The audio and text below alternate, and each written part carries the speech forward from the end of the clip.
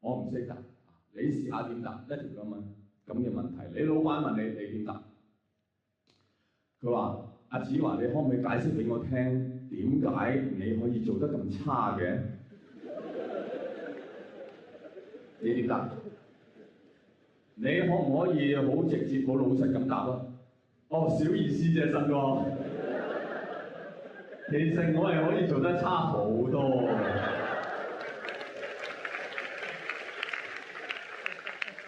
不過呢排有啲壓力，即係如果毫無壓力咧，喺差呢一方面，我喺公司係揾唔到對手。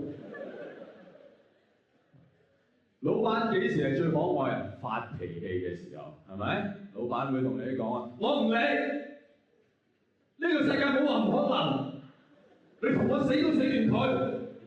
有冇同你講過？好幽默，我覺得冇一定。阿新哥你唔理，咁你唔理，你估我理唔理？咁你又唔理，我又唔理，真係啊！新哥幽默。呢個世界冇話唔可能。嗱，呢句説話我係贊同嘅，各位。呢個世界冇嘢係唔可能，不過喺呢一個薪酬咧就幾唔可能。Nothing is impossible。哦，你同我死都死斷佢。新哥，為份工去死，咁浪漫，我翻工夠過㗎。